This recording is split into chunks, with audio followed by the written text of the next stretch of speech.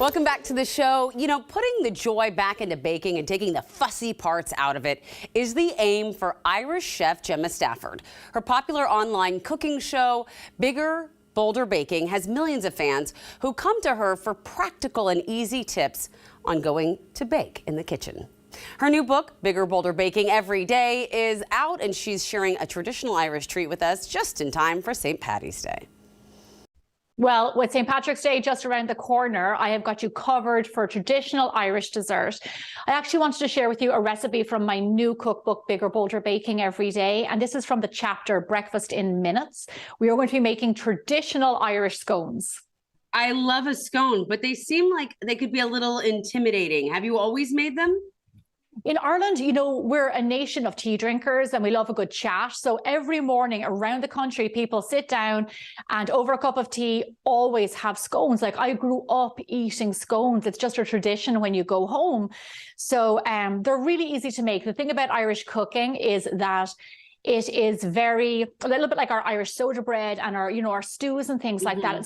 They're not fussy recipes, and they're things you can pull together really, really fast. So they're rustic, but really good at the same time. Oh, good. All right, well, let's get started. I'd like to see how they're made. Okay, awesome. In my bowl, I have some self-raising flour. Now, we use this very commonly in Ireland, and it's all-purpose flour with a little bit of raising agent. And I actually have a recipe on biggerbolderbaking.com of how you can make it. You can also buy it in stores. So I have my all-purpose flour, and here is my secret ingredient for my scones. Now, you won't see this trick very often. It is frozen butter. Frozen butter. Frozen butter. Okay. And I'll tell you why I do this. I have a grater here. I freeze my butter for like 2 hours and then I grate it in. Now, the beauty of a scone is the butter to flour ratio. So you're talking around a quarter of the amount of butter for the amount of flour. And with frozen butter, what you do is, if you grate it in, you end up with these lovely little lumps of really cold butter. And if you work with your dough fast, you get that into a lovely hot oven. The butter melts, it creates steam, the steam evaporates it, and it makes your scone rise, and you end up with these lovely thick scones.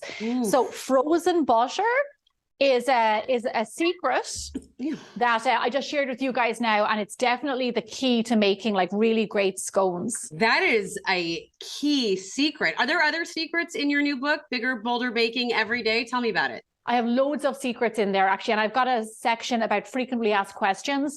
And this is things that I've learned over the years of doing baking for Bigger, Bolder Baking. Is like, we get so many fan questions.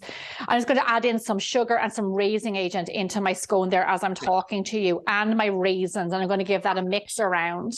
But yeah, I've been a professional chef now for, I hate to say it, almost 20 years. I've worked in kitchens all around the world, and I've learned a thing or two along the way. And since starting Bigger, Bolder Baking 9 years ago, we've taken everything we've learned and I put it into to this book, and it's on my website and all this information that we have. So in this is full fat milk and 2 eggs. I like to add in full fat milk because it just means extra flavor. So a lot of extra flavor in there. And I mix that together a little bit with a fork, but I really like to get my hands dirty and get in there and get stuck in. The difference between an Irish scone and a biscuit is generally we do a little bit less fat in our scones than you guys do in your biscuits. So biscuits tend to be a little bit more buttery, and we have the addition of a little bit of sugar in our scones, and then obviously we add raisins and things like that. Food takes inspiration from around the world, and I'd say they're probably cousins. Biscuits and scones are cousins. So you cut your biscuits you cut your scones nice and thick, just like this. I used to do around 1.5 inches. Get them lovely and thick, and because we used that self-raising flour, they will rise nice and big in the oven. You keep cutting out your scones, and you can also re-roll this dough. Don't be afraid to gather up that last bit and re-roll it. And you don't have to wait. You don't have to go put that dough back in the refrigerator and wait for a while and then put it. You can make it right there and it'll rise. It's a really good question. You want to make it, get it into a nice hot oven, 425 degrees Fahrenheit. I'll tell you why. You have milk and you have baking powder in here. Once those two guys hit, they start to react. So your chemical reaction has already started down here with the raw dough. Then you want to get that into the oven and let it catch it in the oven and get them to rise really nice and high. If they sit down, the raising agent can deactivate. So what you want to do is work fast, get them into the oven, and then around, 20, 25 minutes until you get them lovely golden brown. This is what you're talking about. So I just want to show you. I don't have to explain to you while we eat these on a daily basis in Ireland. Good. Cream, jam, butter. Oh, beautiful. That's beautiful. Is there any other dishes that you absolutely love making in your new book? There's a lot. I have to say, there's a lot of Irish inspiration in here, from my background. I would say the pavlova, smashed pavlova for the family is one of my favorites. Then we have a tiramisu crepe cake. And then I've got a whole section, dinner party night. We have brunch on the weekends. We've got a chapter full of breads and doughs for when you have a little bit of extra time on a Saturday and Sunday. So I really tried to cater this to the average baker out there, to the novice baker, and to the experienced baker. All right, well, Gemma is sharing the recipe for those Irish scones. How fun it would be to serve them on St. Paddy's Day to your friends. And you can find the website, the recipe on our website. Let's flip that around. Just text the word recipe to 206-448-4545. We'll send it right to you, easy peasy, lemon squeezy. Speaking of lemons, we thought it would be fun to try our hand at making one of Gemma's recipes that she actually recommended for us to try. It's called Unbelievable Pear and Chocolate Dark Chocolate Crisp. So we thought we'd give it a try. She says her recipes are unfussy, and I actually think she's right about this one because we already started preparing it. We've made one, but we found it to be quite fun. So basically, we've already skinned the pears, or peeled them, I should say, and then cut them up and added lemon juice and cornstarch. And that cornstarch is going to make it what's kind of ooey and gooey. So let's make the best part, the dark chocolate crumble. So first we are going to add in flour. I'm using gluten-free flour because we have a couple of those folks on our team. And then we are going to add in some cocoa powder, probably about a couple tablespoons of cocoa powder here. Obviously, we'll have all this in her book as well. And then we've got some brown sugar. This is dark brown sugar because, it just adds so much delightfulness to it. Guys, I never said I was a clean cook, okay? So you want to mix those dry ingredients together, get them kind of nice and coagulated, I guess you could say.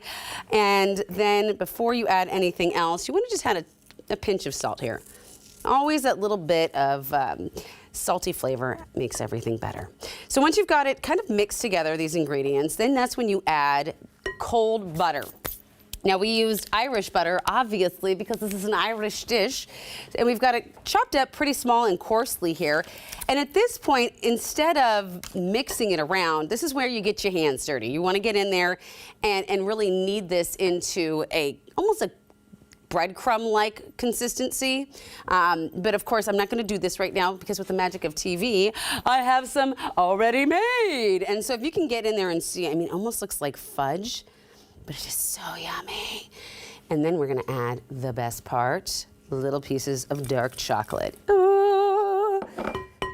So mix this all together. And then at that point, you're just gonna lay it on top of our pears here. Super easy. Really, truly, this is gonna be such a fancy dessert for everyone to enjoy, but people are not even understand how easy this was to pull off. All right, I'm gonna finish that before we go, and I just wanna try it and see how we did, because I haven't tried it yet. Because, we were working here. All right, come here. Okay,